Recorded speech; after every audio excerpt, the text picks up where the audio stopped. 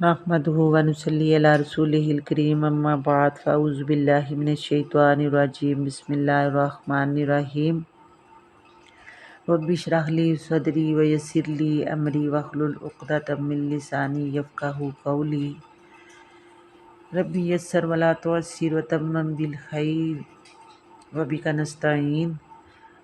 आयत नंबर 35 सूरतुल बक़रा। वक़ुल्ना या आदम उस्कुन अंता व ज़ौजुकल जन्नता, और हमने कहा ए आदम रहो तुम और तुम्हारी बीवी जन्नत में, वकुला और तुम खाओ, रागदन बाफरागत है सुशी तुमा जहाँ से तुम चाहो, वला और ना तुम तकरबा करीब जाना, हाजी शजरता इस दरख्त के, फ़तकूना पस तुम हो जाओगे मिनज़ ज़ालिमीन ज़ालिमों में से। अल्लाह तबारक व तआला इसमें हज़रत आदम अलैहिस्सलाम की यहाँ बयान और बुजुर्गी बयान फरमा रहे हैं, और इसमें इस आयत में ये कहा जा रहा है कि अल्लाह ने जब हज़रत आदम फरिश्तों से सजदा करने के बाद हज़रत आदम को जन्नत में रखा, फिर अल्लाह ताला ने उन्हें कहा कि तुम ए आदम जहाँ से भी खाओ पियो जहाँ से तुम चाहते हो, तुम्हारी बीवी और तुम, मगर इस दरख्त के पास ना जाना। ये अब उनकी आजमाइश शुरू थी। इस आजमाइश के या इनका इम्तहान था, तो अल्लाह ने कहा फ़तकूना मिनज़ ज़ालिमीन ज़ालिमों में से हो जाओगे। हज़रत अबू ज़र रज़ी अल्लाह तआला अन्हु ने एक मरतबा रसूलुल्लाह सल्लल्लाहु अलैहि वसल्लम से पूछा, या रसूल अल्लाह क्या हज़रत आदम नबी थे? आपने फरमाया हाँ, नबी भी थे और रसूल भी थे। अब इन नबी और रसूल का बुनियादी फ़र्क ये है कि रसूल जो होता है ना, वो अल्लाह का वो आला इंसान होता है जो अल्लाह की तरफ से नई शरीयत लेके आता है और इस शरीयत को लोगों में तबलीग के ज़रिए पहुंचाता है। मगर नबी किसी नई शरीयत को आगे लेकर नहीं चलता, बल्कि पहले से मौजूदा शरीयत को लोगों तक पहुंचाता है। रसूल पैदाइशी तौर पर नबी होता है, मगर नबी रसूल नहीं होता। मिसाल के तौर पे आप सल्लल्लाहु अलैहि वसल्लम पैदाइशी तौर पर नबी थे, फिर जब आप 40 साल के हुए तो आप पर वही नाज़िल हुई और इस्लाम की तबलीग का सिलसिला जारी हुआ, तब जाकर के आपको रसालत का दर्जा मिला। इससे पहले आप सल्लल्लाहु अलैहि वसल्लम आपने भी पहले से मौजूद शरीयत को लोगों तक पहुंचा दिया था।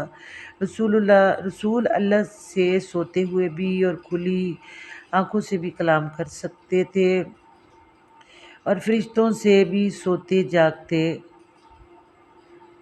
हम कलामी कर सकते हैं, मगर नबी में इतनी ताकत नहीं थी। नबी सिर्फ नींद की सूरत में अल्लाह और उसके फरिश्तों से हम कलाम हो सकता है। यही वजह है कि नबी की निस्बत रसूल का दर्जा ज़्यादा है।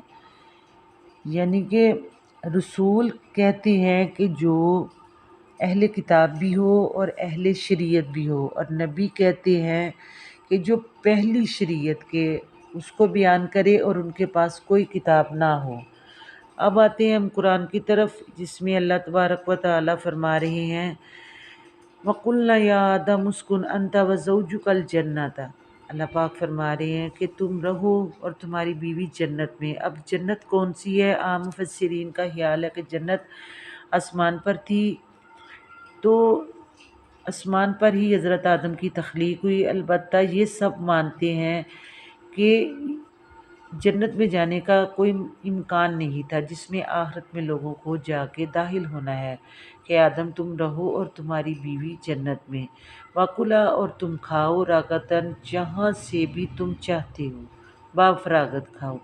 अभी अल्लाह तबारक व तआला ने जन्नत में तो भेज दिया और ये भी कह दिया जहाँ से तुम चाहते हो तुम खाओ, तो ये सरसब्ज़ और शादाब जगह थी, लातदाद मेवे थे।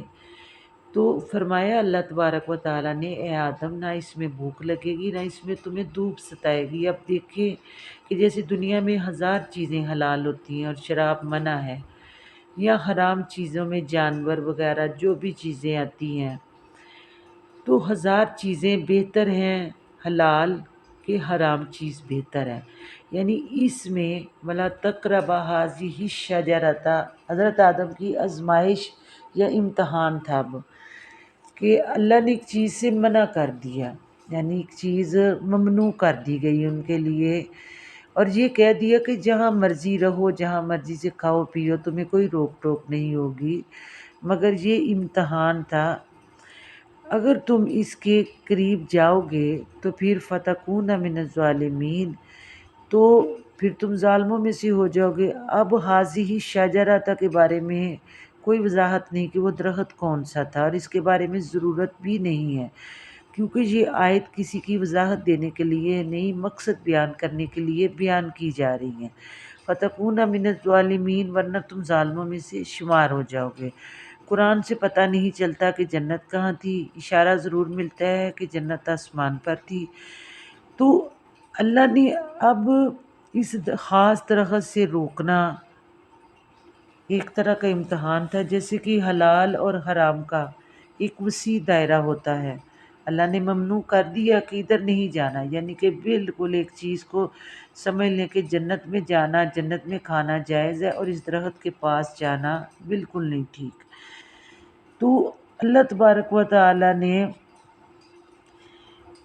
پھر یہ فرمایا کہ درخت کا نام بھی لینے کی ضرورت نہیں، آزمائش تھی، بہکا دیا ان دونوں کو۔ کن کو بہکا دیا؟ شیطان نے حضرت آدم کو اور حضرت حوا کو بہکا دیا۔